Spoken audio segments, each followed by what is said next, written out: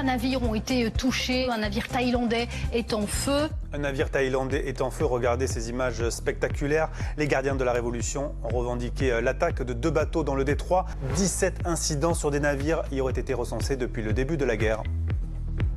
Téhéran a d'ailleurs prévenu que les navires liés aux États-Unis, à Israël ou leurs alliés pourraient être considérés comme des cibles légitimes. Ils savent que ce détroit d'Ormuz, c'est l'atout principal qu'ils ont dans leur jeu stratégique aujourd'hui et ils affirment haut et fort qu'ils en sont les maîtres. Ils décident de qui peut rentrer et qui peut sortir. Le commandant des forces iraniennes a même prévenu, je cite, que tout navire voulant passer dans le détroit d'Ormuz doit obtenir l'autorisation de l'Iran. Donald Trump disait ça hier. La sécurité du détroit d'Ormuz sera maintenue. On s'assurera que le pétrole et l'énergie continuent d'être acheminés au monde entier. Je ne laisserai pas un régime terroriste prendre le monde en otage.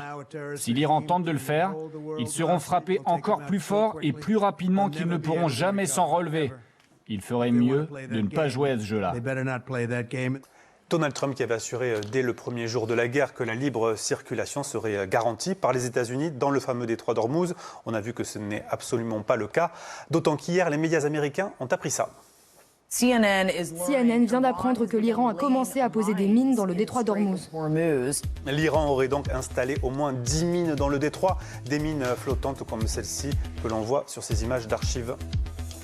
L'Iran a bel et bien posé au moins 10 mines. Il y a plusieurs types de mines, notamment des mines fixes posées à un endroit précis dans la mer et elles explosent lorsqu'un navire passe au-dessus. Il y a d'autres types de mines qui sont des mines à la dérive, donc qui circulent dans l'eau avec les conséquences beaucoup plus graves que l'on peut imaginer puisqu'elles se déplacent. Et puis il y a aussi un autre type de mines, des mines dites acoustiques, c'est-à-dire qu'elles détectent la signature acoustique d'un navire et elles se déclenchent sans contact. L'Iran qui posséderait entre 3000 et 6000 mines d'après les médias américains. Les États-Unis ont immédiatement réagi et annoncé cette nuit avoir déjà détruit 16 bateaux poseurs de mines iraniens. Maintenant, si les Iraniens arrivent vraiment à poser même quelques mines, ça va être très compliqué de les neutraliser, de les enlever. La menace suffit à empêcher le trafic dans le détroit d'Ormuz. Et si elle est confirmée, la pose de mines par l'Iran dans le détroit d'Ormuz constituerait une escalade majeure dans la guerre.